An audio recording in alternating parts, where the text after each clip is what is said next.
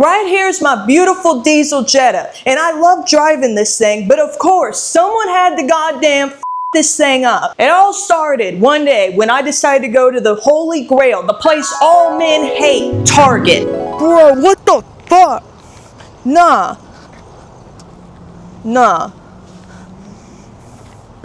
How did you manage to take the car for literally 20 minutes, go to Target, and absolutely molest it? How did you do this? I don't know, I was just parked. No one left a note even. So how am I supposed to fix this now, bruh?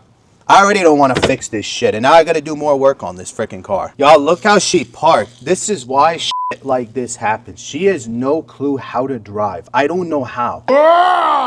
As y'all see, we are very lucky. She is very lucky. I found a color-matched fender at the junkyard from last week's video. Because if there was no fender, I would have crashed out. Because I'm not going to have my car looking like a hoopty. That pisses me off. This thing already looks like a hoopty. Now, because we're also very bored and the car's already in the garage, we're going to be fixing all our rust spots. Because these have annoyed me from day one of this car. We're gonna sand all the rust on this car and we're gonna paint match it. It's gonna look way better. Let's be claim adjusters now. The bumper is trash and toasted. It is literally awful. There's scratches here. It's falling apart, obviously. I mean, there's a massive little crater dent right here in this fender. It already had pre-existing rust issues right here. And there is a little baby hole here. I hope there's honestly no frame damage. I highly doubt it. It was that bad. First thing, remove these beautiful fat fives that are absolutely curbed and destroyed off this car. It's going to give us so much more room. And look how destroyed they are. Believe me, we are going to fix these.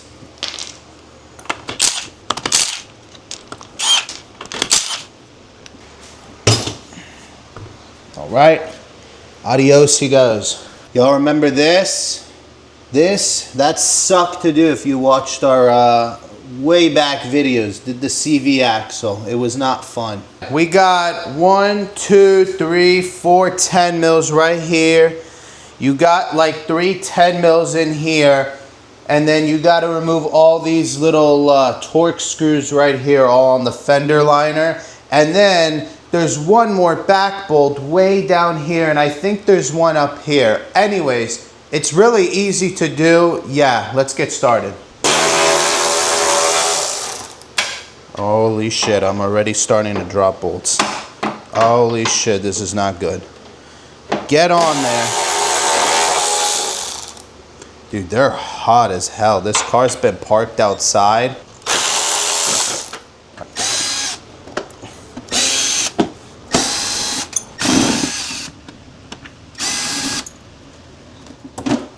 Oh, what the hell is all that under there?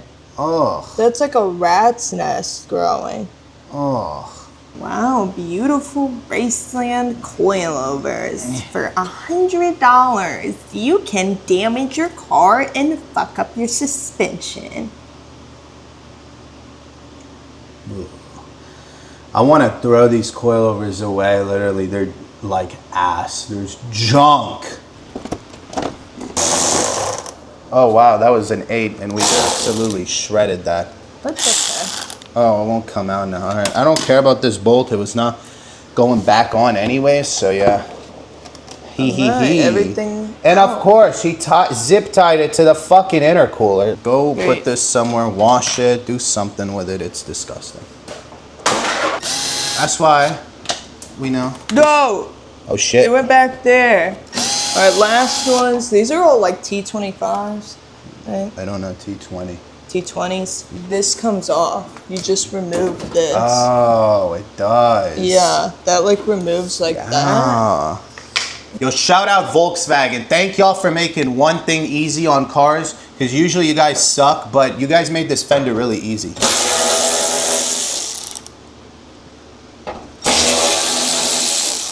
Last bolts before we remove this ugly fender off. Give me a light, yo. This thing is trashed. Let me see if I'm missing something. I hope there's not a bolt there. It looks really scary and disgusting. I don't think so. Yeah, I think we're good. Let's move this pile of shit off the car. No, there is. I have to go under all that nasty shit. There's a bolt. Oh no. And you have to pick at it? Oh, what is that? All right, I had to innovate. I literally just ripped the whole bolt out. It is completely rusted to shit. Like, look how bad the rust is on this car. So yeah, this is the old trash fender. It is trashed completely. And then here's our rust spot down here. Just completely rusted out.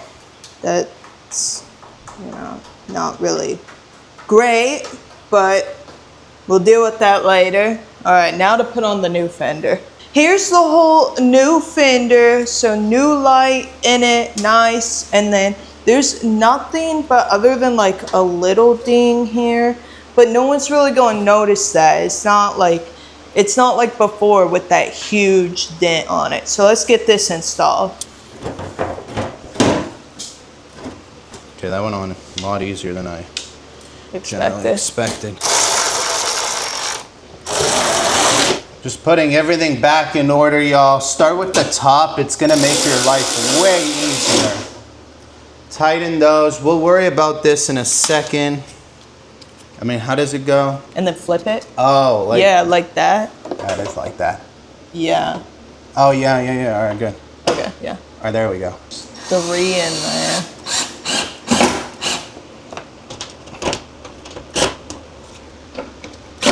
I'll figure out that later. Don't worry about that. We bolt that up first. Yes. We got the fender on. I'm gonna show y'all it once it's on the ground. Looks way better. It doesn't look halfway junk anymore. Throw this damn wheel on.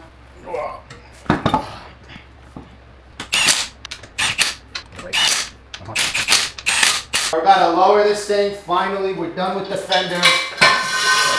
Let's move on to the rust spots. So I'm mainly going to focus on this rust spot. It started out as just this little tiny one right here, and it's kind of spread out and got bigger since we've owned it. So this is our main focus. I don't want it to end up being like half the door frame in a year from now. So we want to get this completely sanded down, bondoed, and fixed up nicely. Now, I have noticed like spots like these, I think were rust spots, but then they've just been kind of spray painted over. I will fix those at some point, but it also is 100 degrees, so I'm gonna wait for cooler days to fix that. Got everything laid out that you're gonna need to do it. First off, you're gonna need sandpaper. Now I got an assorted pack. This is just the 80, 120, and 220 grit sandpaper. This is not wet and dry. This is the wet and dry 800 grit. You'll also need your little sander block just so everything's smooth when you sand it out. It's not going to create like weird divots in the Bondo and in your metal itself. Then you'll need little scrapers for your Bondo filler. Now you can use metal Bondo filler. I was cheap, all right? I didn't want to go to the store and buy more Bondo. I already had a leftover Bondo. So we're just using our plain Bondo for this. Next, we got our primer filler for the Bondo. Then you have your regular paint. Mine's just a universal silver. I didn't get my exact color. You can do that, but I'm wrapping the car later on, so I don't really care. If it looks decent, that's all I care about. And then your gloss paint on top of it. You do need some type of cleaning solution. Normally, I would use like a wax or grease removal solution, but I ran out, so we're going with our basic 99% alcohol. But I got everything taped off and ready to go. I did wash this whole area first, and then I sprayed it with alcohol, and then I taped everything up along the rubber seals because we don't want to end up sanding on those. So basically these black rubber seals we wanted all taped off. So now I can go in with my 80 grit sandpaper and start sanding along there.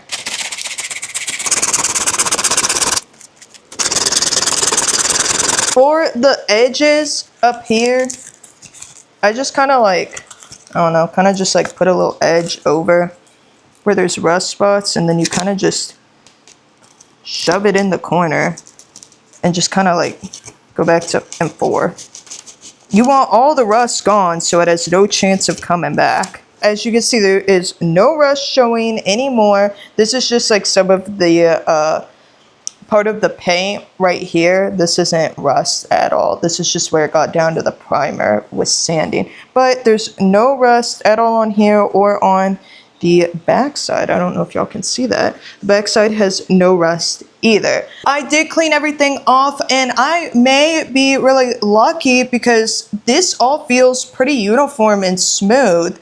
I am gonna finish off with like the 120, 220, 800 grit and go all the way down. But if there are no like divots or anything, I will not have to use Bondo at all. I thought this spot was going to be a lot deeper just because of the fact that it was like growing continuously over the few months of owning this car. But I think it was just minor surface rust. Moving up to 120 grit sandpaper, we're gonna just feather all this out so the scratches aren't that deep. And I'm gonna go a little further out than what we had already sanded at, just because when you start to spray paint it, you want it to look pretty even with everything. And I always go in like diagonal motions. Y'all correct me if that's wrong. I'm not a professional by any means. I've just done some backyard mechanic activities.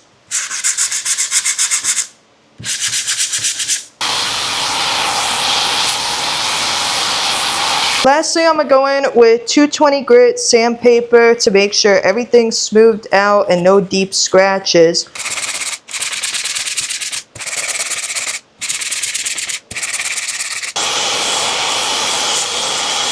After cleaning all this off with isopropyl alcohol, just wiping it down with a clean cloth, I've kind of just run my finger across it and everything is completely smooth. If you look up close, there's no indents, divots, none of that. It's just completely smooth and it should be good. So now I can go in with my primer. I'm gonna do probably like 2 to 3 rounds here.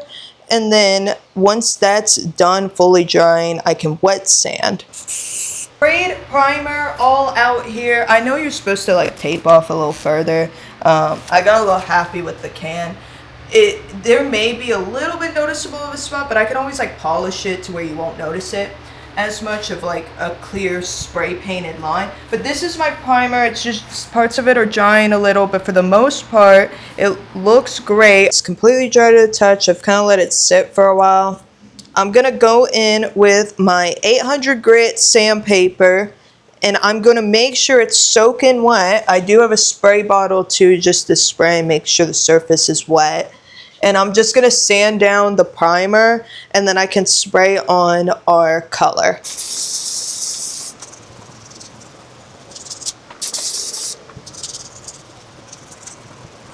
It doesn't look shiny at all after drying, which is what we want. Looks pretty good. So after this, I can go in with some alcohol and then I can spray a regular coat on. We should be good. Now I am gonna wait for like see how it's wet all here? I'm gonna wait for that to dry because I don't want it to start spraying and it like the paint goes under this. And when you start painting, because if you accidentally hold it here for too long, you'll get paint drip. So that's why I always start like a little further out before I'm on the actual paint. Like there's paint drip right here, but that's just the tape. But over here, there's no paint drip. So we're good. Very last part, I got my clear coat and I can go ahead and start spraying it on and we should be good. I'm gonna do about 3 coats of this and I'm gonna go pretty far back.